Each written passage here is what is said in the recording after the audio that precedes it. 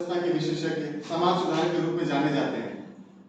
आपने जो कार्य किए हैं भारतीय युवा पत्रकार संघ के द्वारा स्थापना के द्वारा जो युवा पत्रकारों के हितों में जो आपने कार्य किए हैं वो काफी सराहनीय है। भारत इसके साथ ही भारतीय परिवर्तन अभियान के साथ जो आपके कार्य हैं और आपने जो नए भारत की जो संकल्पना की है वो काफी योगदान के काबिल है। भारत भ्रष्टाचार के विषय पर आपका जो अध्ययन और गहरा अध्ययन ये आपके तमाम उन पुस्तकों से दर्शाता है जो आपने निकाली है। भारत भ्रष्टाचार के विरुद्ध धर्मयुद्ध और भ्रष्टाचार पर विश्व कोश से मिलता है। आपके ज्ञान एवं अनुभव से आज हमारे सारे सहपाठी को एक कुछ नए सीखने की अवसर प्राप्त होगा। धन्यवाद। मैं आपका स्वागत करना चाहूँगा। थोड़ा सा ये ले लीजिएगा वीडियो, किसी को दे दीजिए क्या आप?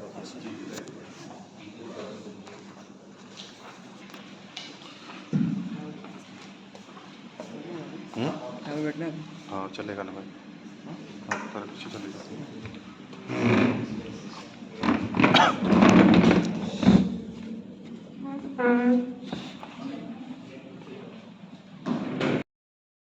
Sir, head of department environmental studies, MIT, and all beloved students of this very unique discipline of teaching, public leadership, governance studies, public policy.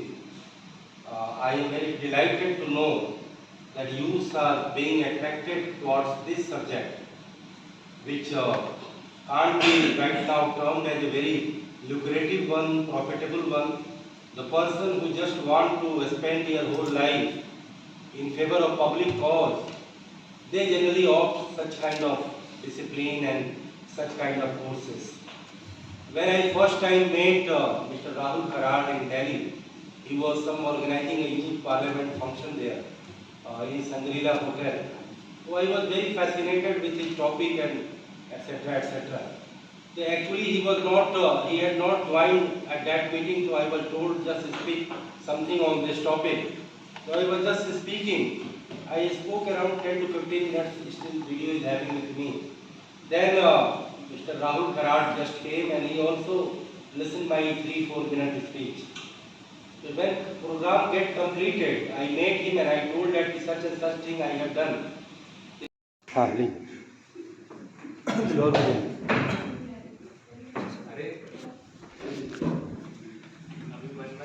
So I was talking about eliminating all sorts of identity politics and make this identity is prevalent in our political domain. So all parties are indulged in this identity politics. Someone is fully indulged in communal politics, someone is indulged in caste politics. Caste politics is a very prevalent one. ये democracy को अगर cast democracy कह दिया जाए तो ज़्यादा, क्योंकि in practice this is a caste democracy. Publicly nobody tells, but behind the curtain all political party screen their candidate, strategize their all electioneering on the basis of caste. So first is the identity politics, which we should eliminate if you want some politics for change. And second thing is the emotive politics. We very easily exploit the emotion of the people. How people will get emotional, those issues are being reflected by the political parties and the political candidate. तो emotive politics आप अलग अलग तरीके का emotion ले सकते हैं। जैसे इंदिरा गांधी की जब असैसिनेशन हुआ तो उस समय एक इमोटिव पॉलिटिक्स हुई और उनके नाम पर खूब वोट मिला। तो अलग अलग समय में इमोटिव पॉलिटिक्स, हमारे मोदी जी को भी कोई कह देता है निम्न जाति का है तो कास्ट फिल्म को खूब हाईलाइट करते हैं वो लोग। एक बार पंजाब में उन पर थोड़ा सा कहीं कुछ हो गया था तो बोले मैं बच के आ गई बड़ी, ये सब क्या है, इस सॉर्ट ऑफ इमोशन। और this is being done by all political parties, no doubt about that.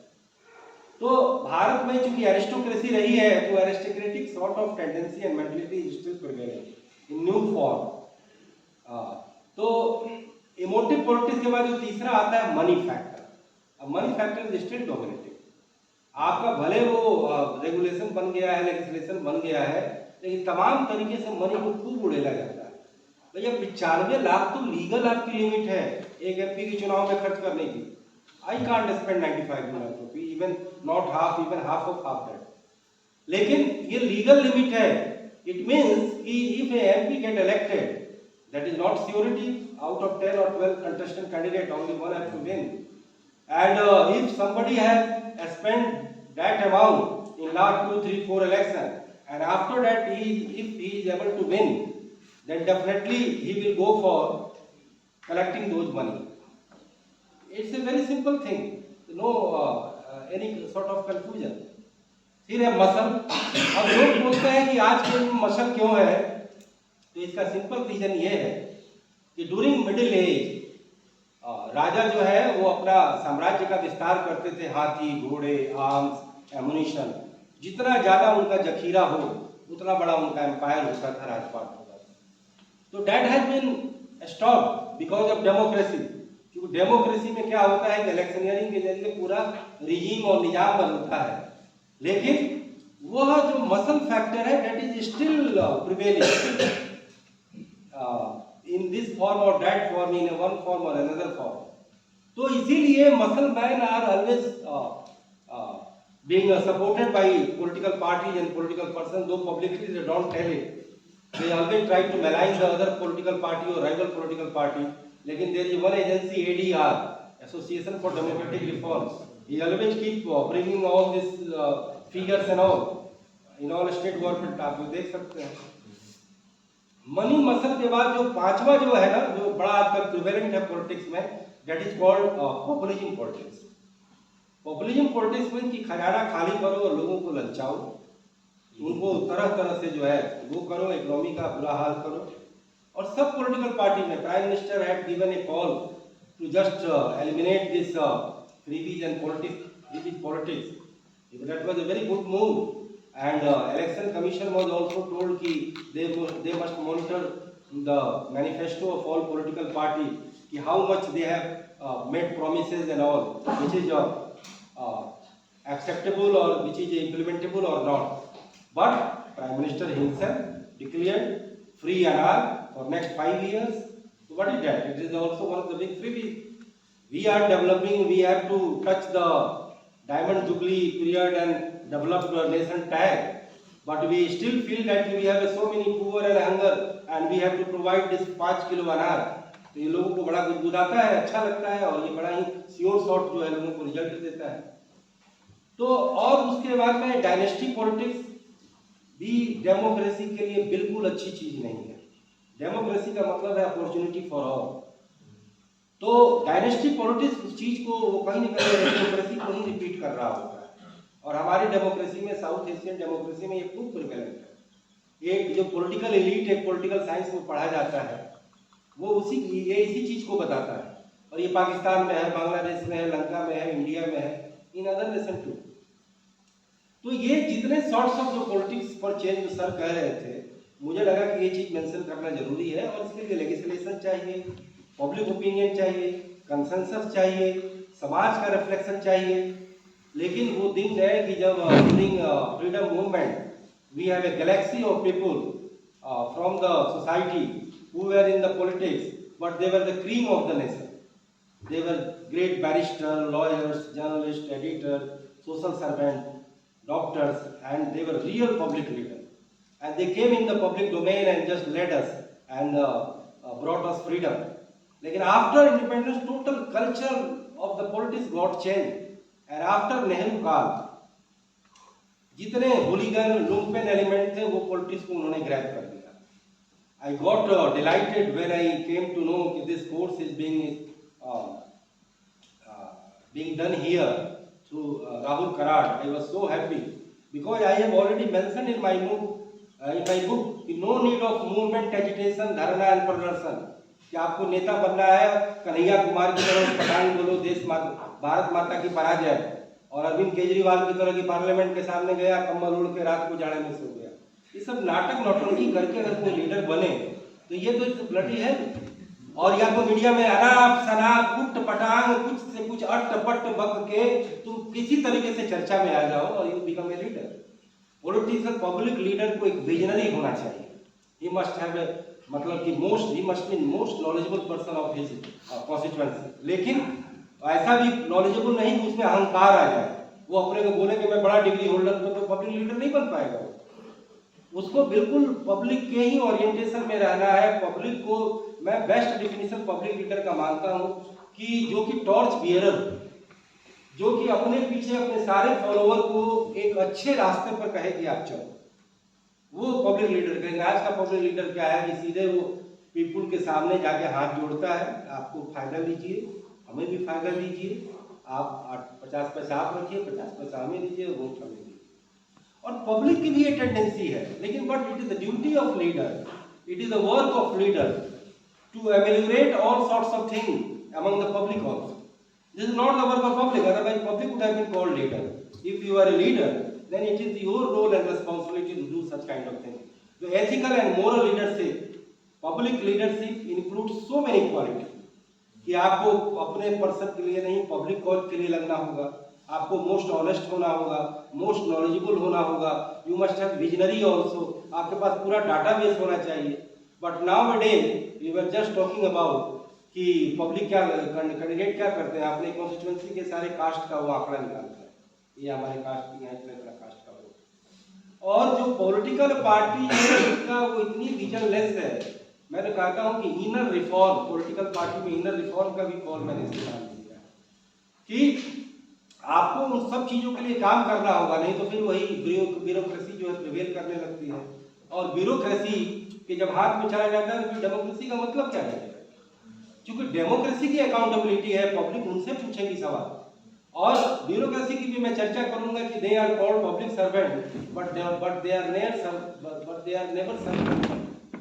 वो तो पब्लिक के मालिक के भी मालिक लगते हैं अपने चाल चरित्र और चेहरे से। And they are subservient to their political master, जबकि वो कहलाते हैं पब्लिक सर्वेंट। मैंने इस किताब में ये दिया है कि उनकी भी अकाउंटेबिलिटी और रिस्पॉन्सिबिलिटी तय करते हैं, तो पब्लिक के प्रति उनकी अकाउंटेबिलिटी, उनका भी नाम होगा अगर वो बड़ा काम करेंगे। और आजकल लोकल न्यूज पेपर में बड़े बड़े एसपी और कलेक्टर आते हैं तो उनका भी लोकल अखबारों में खूब चर्चा होती है, और उनको भी खूब सामाजिक कार्यक्रमों में जो है मुख्य अतिथि और क्या क्या चीज बनने का मौका मिलता है।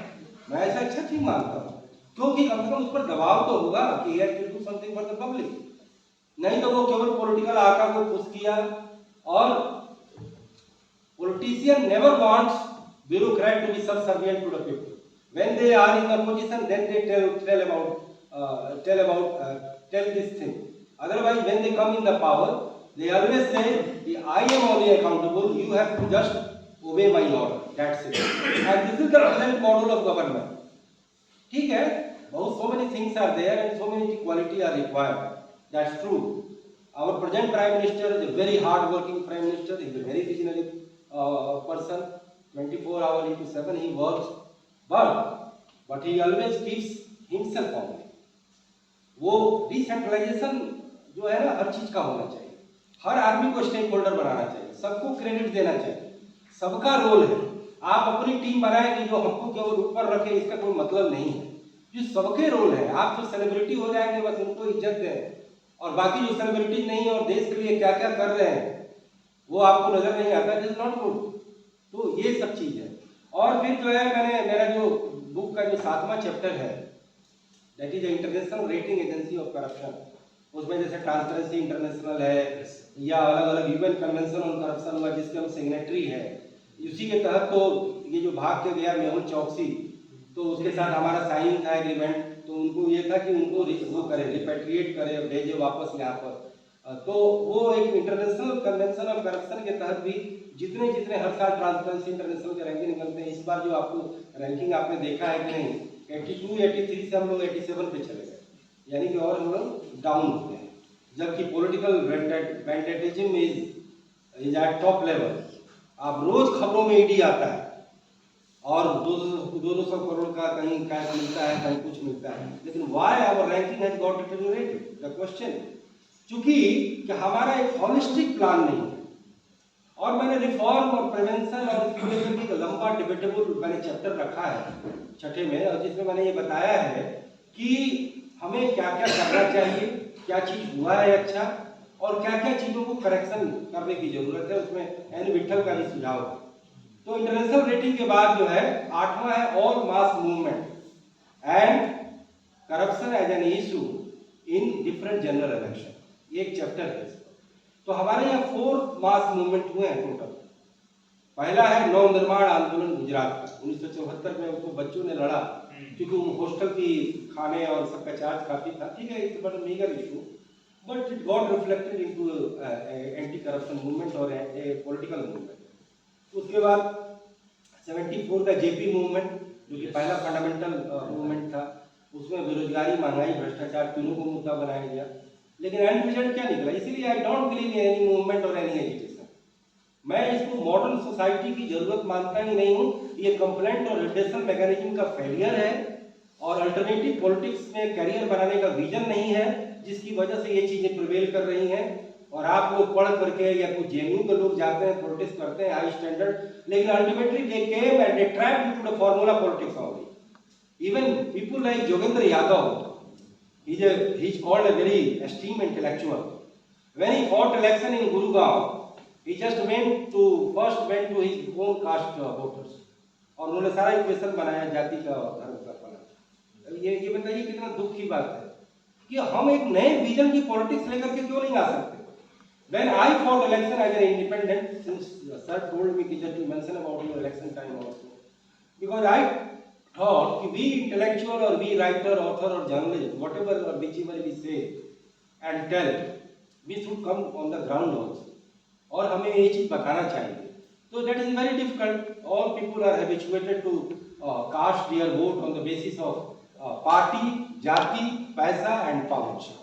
ये मतलब क्या, ये बिल्कुल यही एक फॉर्मूला बना हुआ है।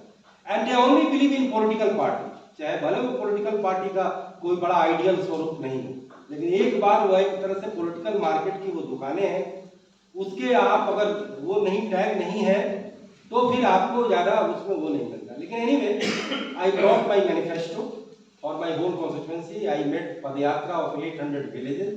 आई spent around 1.5 years time spending night in the villages and all, क्योंकि एक एंथुसियाज्म था। और जो मैंने मैनिफेस्टो बनाया, तो मैं इकोनॉमिक्स का आदमी होने के नाते मैंने उस पूरे कॉन्स्टिट्यूएंसी को विधानसभा वार, एक लोकसभा में कम से कम 6-7 विधानसभा होते हैं और विधानसभा के अलावा कम से कम उसमें 18-19 ब्लॉक होते हैं, development block.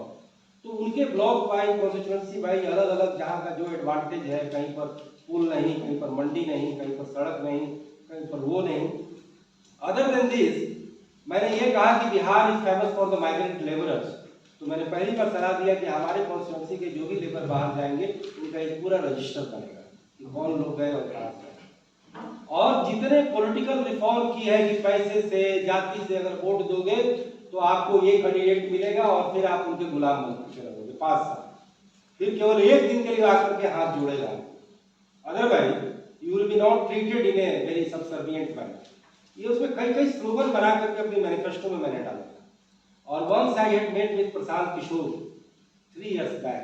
He had called me because I was the ex-candidate. That is why he called me. When I submitted my that to manifesto, उसका नाम था चंपारण बनेगा भारत का चैंपियन। उसकी पहली लाइन हमने लिखी थी कि महर्षि वाल्मीकि की यह पावन भूमि जो सदियों से लोगों को वो करती रही, वह भारत में विकास की भी एक सबसे बड़ी भूमि बनेगी और पूरी दुनिया, पूरा भारत इसे अपना रोल मॉडल मानेगा। उसका एक कैची वर्ड था और तो उन्होंने प्रशांत किशोर ने वो ले लिया क्योंकि वो स्ट्रेटेजिस्ट है, पॉलिटिकल इलेक्शन स्ट्रेटेजिस्ट है। Now he himself making himself as a politician and making padyatra of all villages of Bihar for last 1.5 years। तो जो इलेक्शन टाइम में मैंने ये कहा कि 74 मूवमेंट जो इलेक्शन जो हमारा मास मूवमेंट का इशू बना। और फिर तीसरा मूवमेंट मैं मानता हूँ आरटीआई को, but RTI movement was totally non political. जो उन्होंने जो आईएस थी, मैं नाम अचानक भूल गया नहीं, आरटीआई का जिन्होंने आंदोलन किया राजस्थान में जाकर, हाँ जी सर, तो मैंने मेरी किताब लॉन्च की थी तो मैंने उनको भी बुलाया था, उनकी एक आदमी आई थी उनकी सेकंड में। तो वो आरटीआई का जो मूवमेंट था, that was very worthful movement, very right movement. हालांकि आरटीआई भी इटसेल्फ इट्स नॉट ए मतलब कि कोई अपने आप में कोई बहुत बड़ी दवा है, आजकल तो उसको भी बड़ा ही कुंद बना दिया गया। आरटीआई के बाद ये चौथा मूवमेंट हमारा आता है कौन, लोकपाल, जो कि बड़ा प्योर एक मूवमेंट था लोकपाल का। और एंटी ब्लैक मनी मूवमेंट जो रामदेव और एक्सेट्रा लोगों का, ये कुल 5 मूवमेंट हुए हैं। और अलग अलग चुनाव में इलेक्शन मुद्दा करप्शन मुद्दा बना, जैसे बोफोर्स का बना 1989 में, जैसे 2014 में 2G स्कैम बीजेपी को, उसमें जो इन्फ्लेशन भी था, करप्शन भी था। तो ये इशू बनते हैं, लेकिन मतलब कि मेरा ये मानना है, मैं इसी साथ साथ अपनी भी बात कहता चलूं कि पॉलिटिक्स ऑफ जो करप्शन की जो पॉलिटिक्स है ना, वो कभी भी रिजल्ट नहीं लाती। उसमें बस सहभाग का खेल होता है, उसमें कभी यू कैनॉट मतलब explore and each and every system of corruption where it gets start and where it gets spread and etcetera etcetera. लोग एक सिंबॉलिक आइटम लेते हैं कि ये सरकार तो बड़ी भ्रष्ट रही है, इन्होंने ये किया। अरे यू टॉक अबाउट पेटी corruption, you talk about structural corruption, you talk about the economics of election, you talk about all sorts of recommendation, पैरवी, सिफारिश। मैंने इस किताब में ये भी बताया है कि एक एमपी को क्या क्या करना चाहिए, एथिक्स ऑफ वर्क। रिकमेंडेशन, मैंने नेशनल रिकमेंडेशन पॉलिसी बनाने की बात की कि एक एमपी या मिनिस्टर किसी को रिकमेंड करेगा तो कोई डिस्क्रिशनरी ना करे, किसी को पक्ष न करे, किसी के विपक्ष न करे, वह पूरा एक निष्पक्ष होकर के करे। तो इस तरीके से जो इलेक्शन में जो करप्शन जो इशू बना या अलग अलग मास मूवमेंट हुए, उसका भी एक चैप्टर है इस किताब। And 9th chapter is the public perception of corruption, where I thought कि unless and until I take the views of public and unless and until I expose the public, even I am quoting this word, जो public भी जो है ना, जब तक public नहीं सुधरेगी नेता कहाँ से? And public is also corrupt. I have to confess it. We have to admit we are also corrupt in a way. और मुझे तो लगता है व्यक्तिगत तौर पे कि मैं करप्ट हूँ या ईमानदार हूँ, बिकॉज कि हमें कहीं का डर है, कानून का डर है या उसका डर है, नहीं, मैं अपनी नजरों से गिर जाऊंगा, ये इसका मुझे जरा डर है। That is why I am not corrupt और आई वांटेड टू बिकम कि less indulge in any sort of corruption. Otherwise corruption non corrupt होने का ढकोसला भी होता है, कई तरह के ढकोसले किए जाते हैं, तो वो भी कोई ठीक चीज नहीं है। That is not going to benefit our society. तो कुल मिलाकर के ये 9 चैप्टर है। जो पब्लिक परसेप्शन ऑफ करप्शन था, उसमें एक कॉमन पब्लिक, दूसरा जो है पब्लिक रिप्रेजेंटेटिव, जिसमें MP MLA, what they think about corruption. मैंने उनसे सीधे सवाल किया कि आपके पास कोई आदमी आपका इलेक्शन में सपोर्ट किया है, अगर वो आपसे काम कराने आए तो आप उसका काम करेंगे या नहीं? मैंने सीधा सवाल किया उनसे। और तीसरा जो है गवर्नमेंट सर्वेंट, मैं अगर किसी को कहूं कि इस पूरे सिस्टम में सबसे ज्यादा करप्शन के लिए दोषी कौन है, तो मेरा अपना निजी ओपिनियन है ब्यूरोक्रेसी। उसके लिए मेरे पास लॉजिक है, मेरे पास तर्क है। चौथा बिजनेस क्लास और इंडस्ट्री क्लास, जो लेफ्ट के लोग कहते हैं कि पूंजीवादी चोर हैं, वो समझते हैं कि पूंजीवादी और एंटरप्रेन्योरशिप का सोसाइटी में कोई रोल ही नहीं होता, वो चोर ही होते हैं, दे आर बॉर्न चोर, जो कि ठीक बात नहीं है। Capitalist is good, crony capitalist is not good, हमको ये समझना हो। जो कैपिटलिस्ट काम करता है वो ठीक काम करता है until and unless it avoids corporate laws and corporate governance, उसका जब तक विरोध न करे। और पांचवा, जो 5वें कैटेगरी में मैंने lawyer, journalist, teacher, volunteers, NGO activist का क्या मायने, तो ये उसमें जो है, तो अगर किसी सर एक लड़के को दीजिएगा ऐसे कर दे तो हम बता दीजिए, थोड़ा थोड़ा ऊपर स्क्रॉल मैं ये इसी पर कंक्लूड कर लूंगा।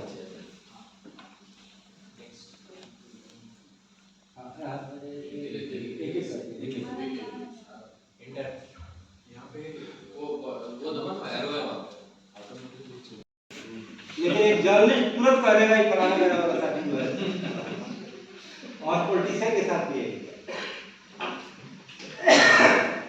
Do you feel that there is a nexus between politics, especially political?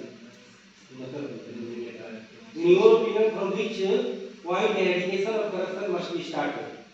लोगों ने कहा इलेक्शन इन पॉलिटिकल रिफॉर्म, 40% लोगों ने, क्योंकि यहीं से स्टार्ट होता है, it opens the door for all corruption. ये बात ठीक है, और ये बात बीपी सिंह ने भी कहा। Do you agree with the suggestion that all donation is contribution to political party? अब आप बात करते हैं